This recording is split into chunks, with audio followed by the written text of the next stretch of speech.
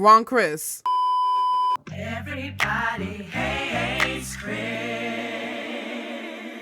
Hearing the name Chris Thorndyke is enough to trigger war flashbacks for Sonic fans, make your eyes twitch, and make you feel like you're going Super Saiyan. Leave me alone! Ah!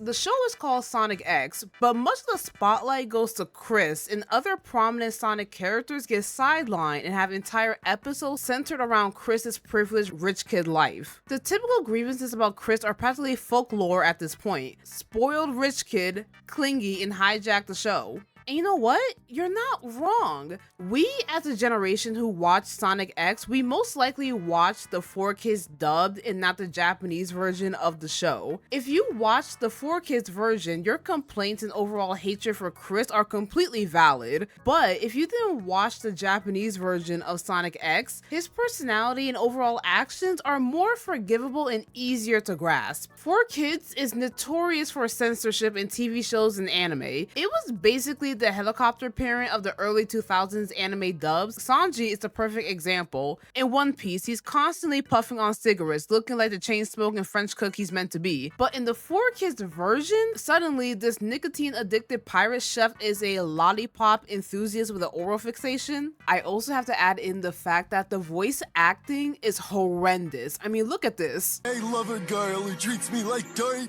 Hey, gorgeous, you remember me, right? Any chance you're free Friday? When did Luffy start having complete thoughts such as this?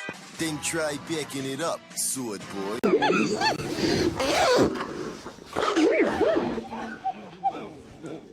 I strongly believe it was because the 4Kids One Piece didn't do too well with audiences back in the 2000s. Just look at their opening song. Ow! Don't give it up, Luffy. Don't give it up, Solo. Don't give it up, Nami. Don't give it up, give it up, give it up, give it up, give it up. Here's how the story goes. We find out about a treasure in the Grand Line. There's no doubt. The pirate whose eye is on it, he'll sing. I'll be king of the pirates. I'm gonna be king. His name is Luffy. That's Monkey D. Luffy. King of the pirates. He's made of rubber. How did that happen? Yo ho ho, he took a bite of gum gum. Listen, I'm not gonna lie. Back then, this was cringe, but this is low-key kind of fire. But I'm getting off topic. In the other version of Sonic X, Chris's clinginess comes from neglect. His parents are always gone, and the show makes it clear this kid's sense of love is messed up. There's even a flashback of toddler Chris asking, いい子にしてたらすぐに帰ってきてくれる？もちろんだと思う。 It's heartbreaking that he's a baby bargaining for affection. That single scene explains his codependency, his constant need for reassurance, and why Sonic becomes his lifeline. When Sonic body slams into his pool, Chris doesn't hesitate. He dives in because he believes someone's life is at risk. Sonic pulling up is the single best thing that has ever happened in Chris's life. But I'm not gonna lie, the way he's staring at Sonic was giving stalker vibes. Now, the real question many fans ask, is Chris actually lonely? Let's be so for real, Chris Thorndyke is loaded, like Richie Rich Bruce Wayne level loaded. He has a butler, a maid, and his grandfather living under the same roof, and more people catering to him than you could count on one hand. By all appearances, he should be drowning in love, attention, and human connection. And yet, the show constantly beats over our heads with the idea that he's so lonely. The whole lonely rich kid with no one to care for him narrative is played so heavily that it borders on dishonest. I could rattle off a dozen other rich kids from fiction like Lucy Harfilia, White Schnee, Zuko, and Adrian Agreste heavy on him because Gabriel, Kim. The nerve and audacity of this man to tell Marinette, make sure that Adrian never knows about the villain that I was, but instead, that he remembers the times I tried to be a good father. Bombastic side eye.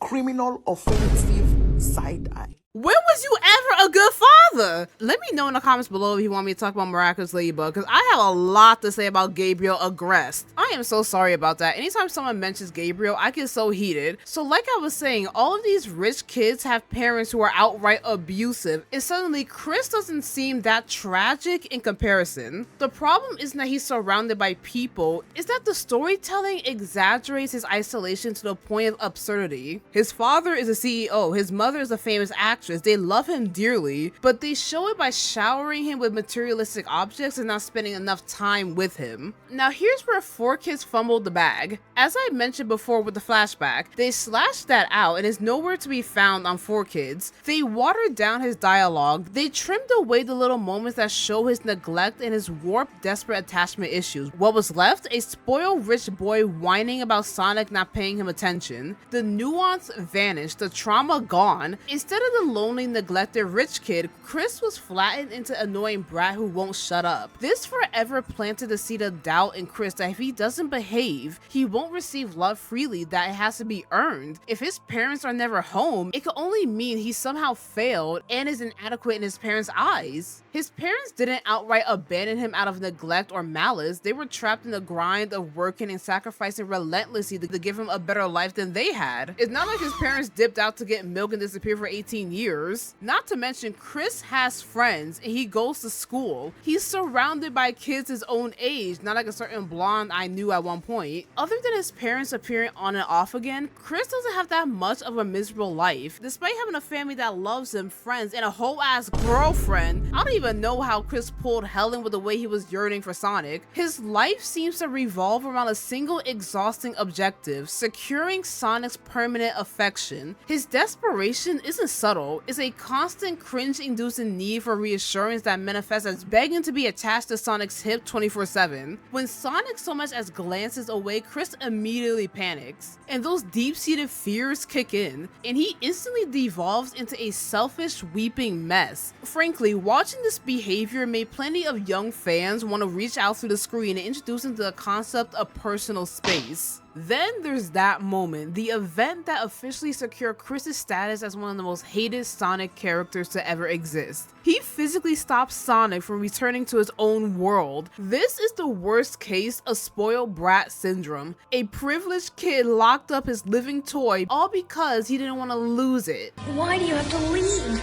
Our only hope to save both worlds is to send you and Sonic and the others back home. Sonic is staying here! If he goes away, you'll be sorry! Sonic is staying here! If he goes away, you'll be sorry! Chris doesn't just see Sonic as a friend, he sees him as a cure for his old life. Chris was a lonely, lost child before the blue blur crash landed into his pool. His wealthy, distant parents had him drowning in emotional neglect. Ever since Sonic met Chris, he has represented every amazing change in his life. Losing Sonic is more than just losing a friend. It's the horrible certainty of permanently returning to that deep, soul-crushing emptiness. Even with that explanation, Chris's choice to close the portal and prevent Sonic from going home could have devastating consequences, all because he fears of being by himself. I'm just like, Chris, you have friends, family, almost everything a 12-year-old child would want. Sonic is better than me because the way I would have side-eyed him and say, bitch, you got attachment issues, let me go home. Chris would rather take away Sonic's freedom and choice to return to his home world with all of his friends than let him go. This was a self-centered decision that he made without taking Sonic's feelings into account. Sonic kinda went along with what turned out to be a kidnapping, sort of. After kidnapping and running away with Sonic, Chris has an epiphany and realizes, oh my god, I am trash. After talking with Sonic about his feelings and crippling loneliness, Chris realizes he can't hold Sonic hostage and that he isn't being a good friend. Wasn't ready to say goodbye yet. You've always been there for me when I needed you, but in the end, I let you down. I'm sorry. I was just selfish. But thanks to 4Kids, they butchered the hell out of Chris's character and turned him into a superficial brat. I'm not sure if I'm doing a good job at making a defense here for Chris because what he does next is completely trifling. We're getting to the part where Chris is 18. He's no longer that insufferable, whiny 12-year-old that needs Sonic by his side to breathe. You would think at 18 years old, officially an adult, he had matured and changed. You'd be wrong. Chris never got over his obsession with Sonic and spent the last 6 years of his life dedicating all that time trying to find a way to Sonic's world because he literally believed he could not live without Sonic. You would think being as rich as Chris is, he would go to a therapist, talk about why he feels so lonely, but nah. He resorts doing the most wildest actions. This isn't some neglected teen struggling without support. By this point, Chris has a loving family, loyal friends, a girlfriend, yes, Helen, the one in the wheelchair, and is kicking off a promising scientific career. The guy literally has everything a human could want, yet he dumps it all. Everyone, everything, for an anthropomorphic blue hedgehog that's living his best life. Why? Why? Because he finally builds a working portal to Sonic's world and then locks it with a password so no one else can interfere or separate him from Sonic ever again. Also, he's literally bending reality to stay glued to Sonic, disregarding the potential chaos his actions could unleash across both worlds. Messing with the portal the first time around nearly clapped each other's planets. But that doesn't matter to Chris. As long as he gets to be near his blue hedgehog speedster, that's all he cares about. Eventually, Chris has to go home. Dr. Eggman builds a machine to send Chris back, except nobody actually knows what back even means. As we all know, time travel gets messy. Chris is 18 in his own timeline, but when he uses the portal to go back to Sonic's world, he's reverted back to the age of 12. After spending 1 year there, they don't know how different Earth will look like for Chris. There's only enough power in its engines for one trip. After that, the machine will be useless. I'm absolutely certain it will return you to your planet. But I have no idea how old your body will be when you get there. His world could be totally unrecognizable. He could come back as something else. He could come back to nothing at all. Chris really should have stayed his ass home because he most likely doesn't have one to return to. Let's be honest, what does he actually bring to the table? He's just a kid. Yes, he's rich, but his wealth barely matters and is rarely leveraged in a way that helps the team. He inserts himself into situations unnecessarily, constantly putting himself in harm's way. No powers, no special skills, no talent that makes him indispensable more often than not. He's a walking liability who needs rescuing. Sure, he has moments that could shine, but it feels like they were shoving Chris down everybody's throat. I know not everyone feels that way about Chris, but the majority of people feel that way about him. Like the writers were trying to force him into a story that really doesn't need him. Maybe it wasn't such a good idea to come here after all. You don't say! Sonic and the others don't need my help. That's facts. That's facts. Facts. Facts. But what can I do? Nothing! Absolutely nothing! Stupid! I may as well face it. I'm totally useless. And you know what? If I'm going to be honest with all of you, Helen would have been a much better human companion for Sonic than Chris ever was. First, she's in a wheelchair. Sonic's the fastest thing alive. The contrast practically writes itself. Speed meets stillness. Not to mention, Helen heavily resembles Maria in a way Chris never could. She's not sick, but she does live with a disability. And her kind personality would have hit Shadow right in the feels. Shadow being reminded of Maria through Helen, chef's kiss, that would have made perfect sense. Deep down, you know you were made to help others, and that's the reason you finally rescued me.